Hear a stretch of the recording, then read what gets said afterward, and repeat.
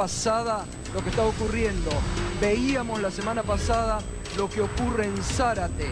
1.500 despidos en una semana. Y miren los números de la crisis laboral que marca las propias estadísticas del INDEC. 22.370 despidos y suspensiones en 6 meses, cuando el gobierno dice que está recuperando el empleo, cuando el jefe de gabinete dice que hay pleno empleo en la Argentina, los propios números del INDEC están hablando de 22.370 despidos y suspensiones en 6 meses. Pero además, 3.728 despidos por mes. Esto, que hoy es un número que le estamos mostrando, son personas de carne y hueso. Son personas con una familia detrás. Son representantes de una sociedad cuyo despido impacta profundamente en el seno de una comunidad. 3.728 despidos por mes. Pero además, casi el 70% de los despidos corresponde al sector industrial. La industria que no se recupera en la República Argentina. La industria que sigue cayendo, y son estos los números que se están reflejando. Sergio Palazzo, impactante los números que se están mostrando, ¿no?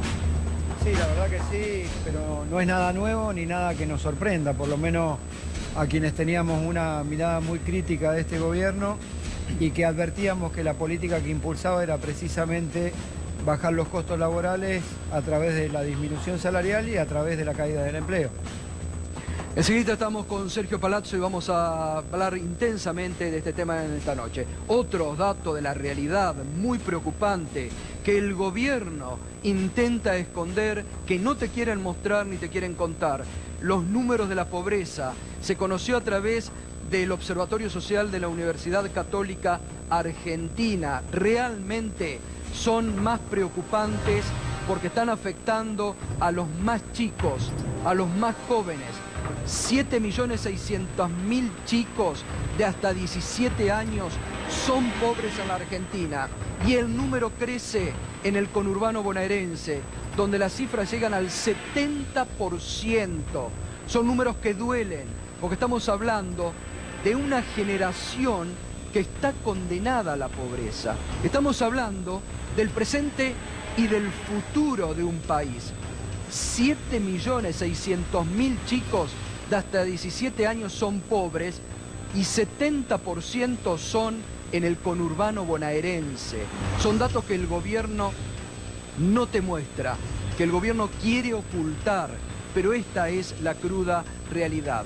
La pobreza infantil está llegando hasta el 70%. Juan Grabois, que es un dirigente social que está en el territorio día a día y que conoce. ¿Cómo impacta esto, Juan? Buenas noches. Buenas noches, Gato. A ver, un país donde los pibes no tienen infancia, no tienen futuro. Eso es casi una obviedad. Es cierto que hay una tendencia que existe desde antes, pero que se ha profundizado en los últimos años y tiene que ver con la infantilización de la pobreza.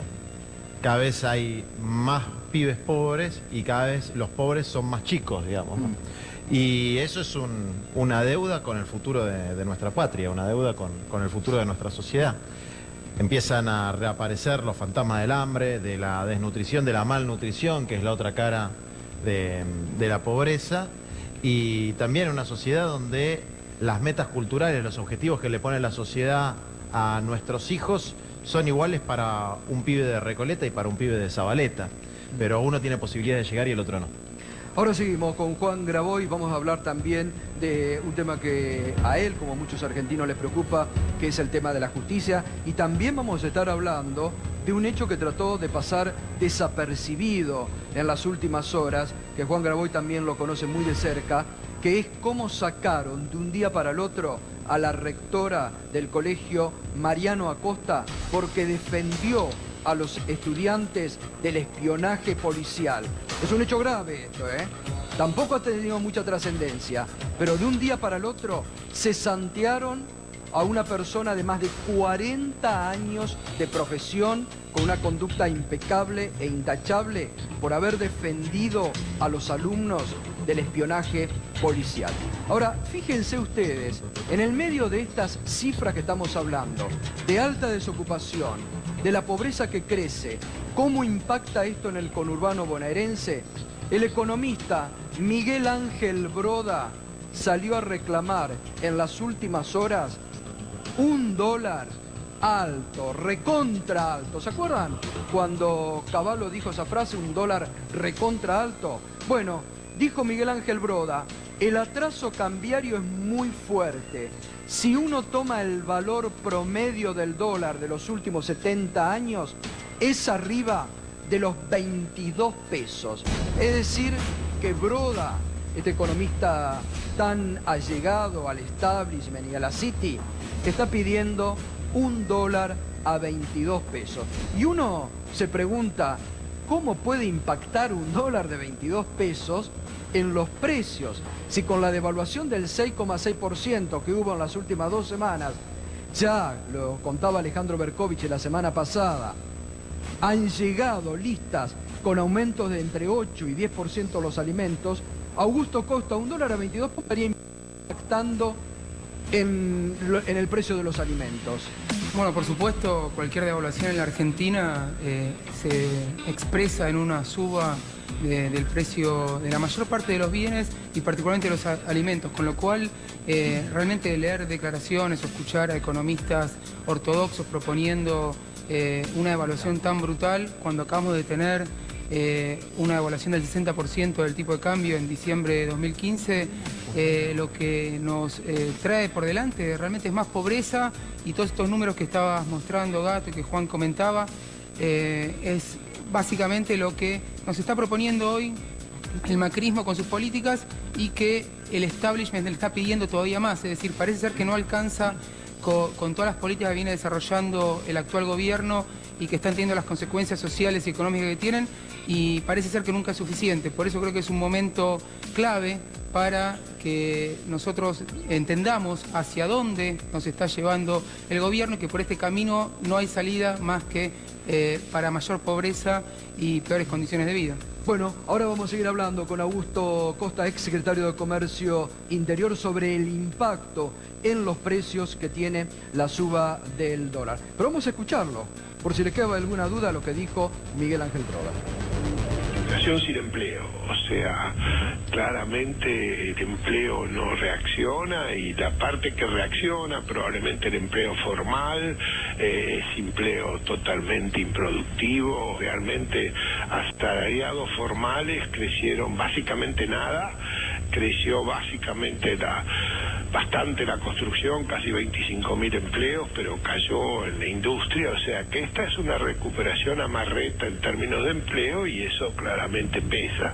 La magnitud del atraso cambiario es muy fuerte, digamos. Usted toma el promedio de 70 años, el tipo de cambio en pesos de hoy es arriba de 22, toma el promedio de 40 años, es arriba de 22, toma el promedio de 20 años, y también el presidente ha comprado la idea que el tipo de cambio es flotante, el tipo de cambio está en equilibrio, y eso no es cierto. Bueno, esto es lo que pide Miguel Ángel Broda a nivel laboral, y de los laburantes, Sergio Palazzo, ¿cómo estaría impactando esto que pide los economistas de la City? Coincido con lo que decía recién Costa, es decir, cualquier situación de evaluación impacta directamente en los precios, más aún cuando en el país se decidieron dolarizar las tarifas de los servicios públicos, de los combustibles. Cualquier devaluación se traslada automáticamente en precio, y claramente es un gobierno que ha decidido, por vía de la rebaja salarial, por vía de inflación, a paritaria que no llegan a la inflación, y después no permitir una discusión que recupere ese poder adquisitivo. Así que es una situación muy preocupante, más aún cuando sabemos que Broda, más que economista, es un lobista de los grandes centros financieros de la Argentina y de los grandes hombres del poder en la Argentina. Muy bien, enseguida nos metemos con todo este debate. El gobierno, recién se lo contaba, ha desatado la ofensiva final con